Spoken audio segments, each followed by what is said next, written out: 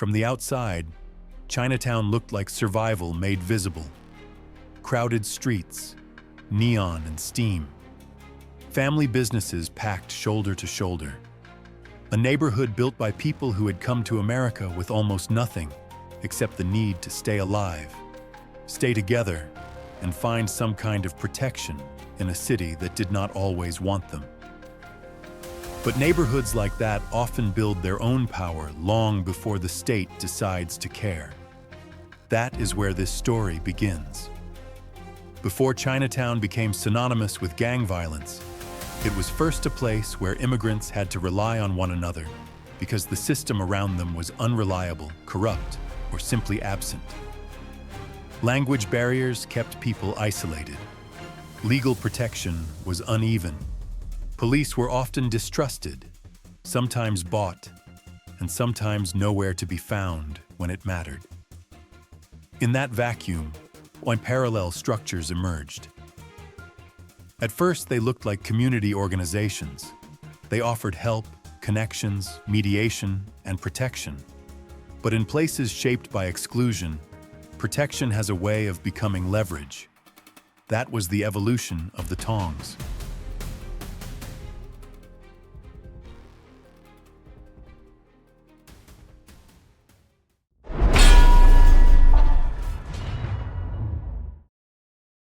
They were not just fraternal associations, not just community groups, and eventually, not just criminal organizations either. They became something more powerful and more dangerous, an alternate governing force. They could settle disputes, protect businesses, collect money, control vice, and decide who got to live in peace inside Chinatown and who did not.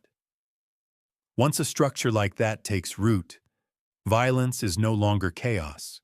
It becomes policy.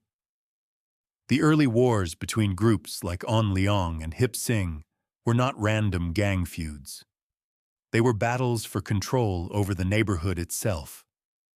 Men like Tom Lee and Mok Duck rose not just because they were ruthless, but because they understood a hard truth. In a community where official power feels distant, the man who can organize fear can also organize obedience. That is what made Chinatown so combustible. Crime did not sit outside normal life. It moved through it. Through restaurants, gambling rooms, theaters, back offices, upstairs apartments, alleyways, social clubs, and storefronts where business in the front could hide something much darker in the back. Violence did not always arrive like an invasion. Sometimes it arrived like routine. That is how systems like this survive, not by shocking people every day, but by teaching them to adapt. The Tong Wars of the early era left behind more than headlines and bodies. They left behind a blueprint. They proved that Chinatown could be controlled by a power structure operating alongside, beneath, and sometimes through the law. Even when crackdowns came, even when the bloodshed seemed to cool, the underlying logic did not disappear. It just changed form. It waited for the next moment when the neighborhood would become vulnerable again. And that moment came. As Chinatown changed through new immigration and shifting demographics, the old order started to weaken. The older Tongs still had influence, but they no longer held the streets the way they once had. The old architecture of power was still standing, but the walls were cracking. And in those cracks, something younger, faster, and much more volatile started to grow. That was the real turning point. Because what returned was not simply the old underworld, it was the old hunger for control, reborn through a generation with fewer restraints and less patience. The men behind the curtain still wanted power. They still wanted the neighborhood. But this time, the people who would fight for it were younger, easier to use, and far more willing to turn Chinatown into an open war zone. That is the central contradiction of the entire story. Chinatown was built, in many ways, as a place where vulnerable people could protect each other from a hostile outside world. Instead, over time, it also became a place where fear could be organized, monetized, and turned inward on the very community it claimed to defend. And once that transformation begins, it rarely stops at intimidation. It escalates. When Benny Ong got out of prison, he did not return to the Chinatown he had left behind. The names were familiar. The territory was familiar. The instincts were familiar. But the balance of power had shifted. The older Tong networks still existed, but their grip on the streets had weakened. The old bosses still understood influence, but influence alone was no longer enough. The street now belonged to younger crews, and the violence they brought was faster, harder, and less predictable. Benny saw the change immediately. If he wanted power again, he could not just revive the old model and expect Chinatown to fall back into line. He needed a new engine for the old ambition, and he found it in the Flying Dragons. Their rise did not just signal another gang entering the picture. It marked a transformation in how violence worked in Chinatown. The older Tong wars had still carried traces of hierarchy, ritual, and controlled intimidation. The new war, especially the conflict between the Flying Dragons and the Ghost Shadows, felt stripped down and ruthless. It was street-level warfare, public, immediate, less concerned with old codes and far more willing to spill blood in places where regular people were trying to live ordinary lives. At the center of that new order was Chen. Chen was not terrifying because he was loud. He was terrifying because he was not. He was calm, measured, emotionally controlled. He earned the nickname the Scientist, and it fit because he approached violence like a process, not an outburst. In a world full of men trying to look dangerous, Chen stood out because he never needed to perform danger. He embodied it. That kind of control made him more frightening than the hotheads around him. For Benny Ong, Chen was exactly what the old guard needed, an efficient weapon. That was the new structure in Chinatown. The older power brokers did not always have to pull the trigger themselves. The younger gangs would do the hitting. The teenagers would do the chasing. The recruits would do the bleeding and the dying. Meanwhile, older ambitions could operate behind the scenes, directing the chaos without always standing in it. And that is where the story gets truly dark. One of the most disturbing facts about this era was how young the soldiers were. Teenagers were not on the edges of the violence. They were at the center of it.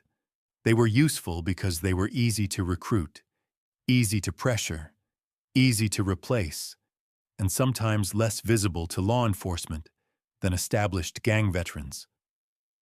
That detail destroys any illusion that this was a world of honor. It was a system built on utility. And in that system, young lives became tools. As the Flying Dragons and the Ghost Shadows escalated their war, Chinatown began to feel like a neighborhood under occupation by its own children. Violence spilled into public spaces. It stopped feeling isolated. It became environmental. The incident at the Pagoda Theater in 1977 was one of the moments that made it impossible to pretend otherwise.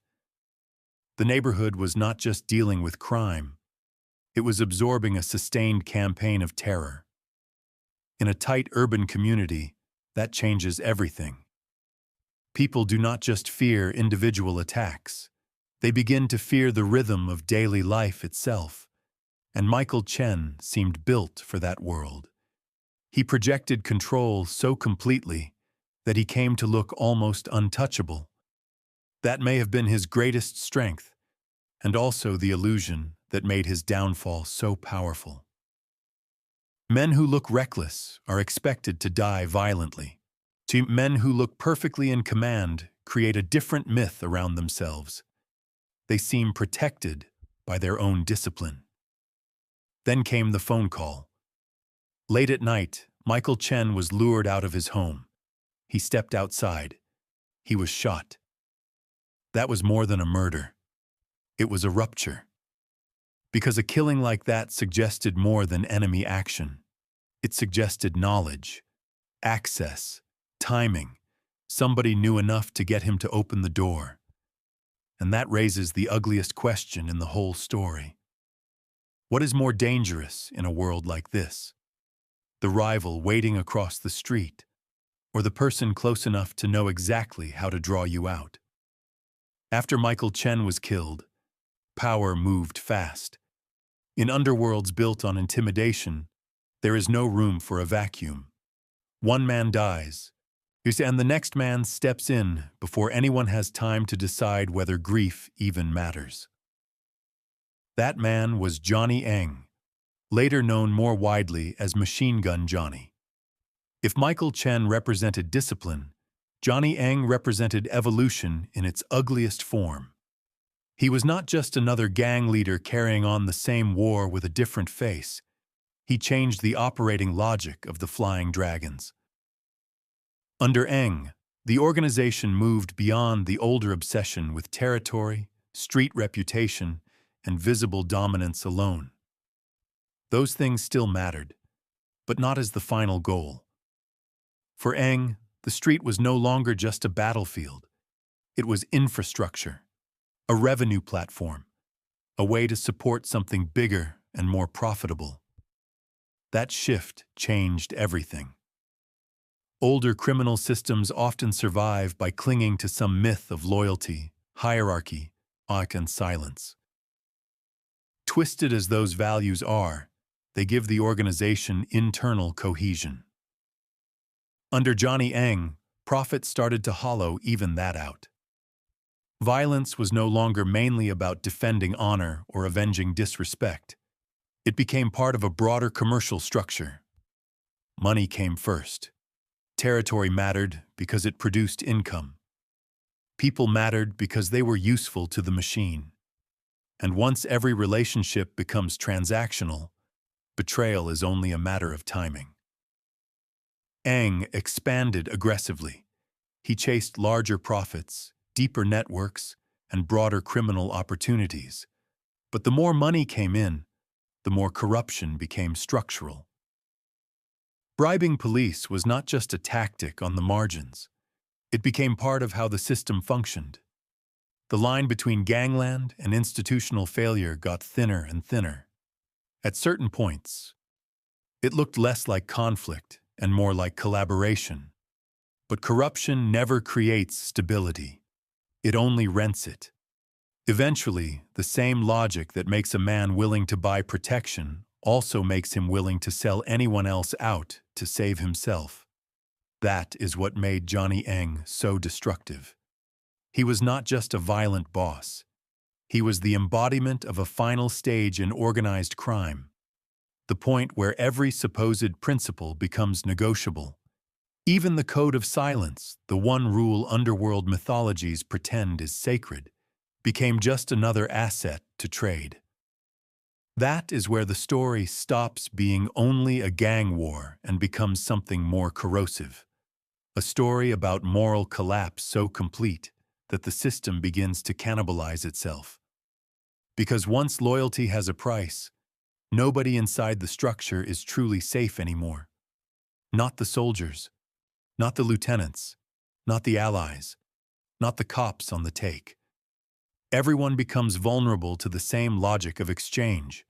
Information can be sold, access can be sold, protection can be sold, time can be sold, a human being can be sold. By the early 1990s, the pressure was building. Investigations deepened, arrests expanded. Cases that once might have died in silence began to stick. Networks that had looked untouchable started breaking apart under the weight of greed, informants, corruption, and internal compromise.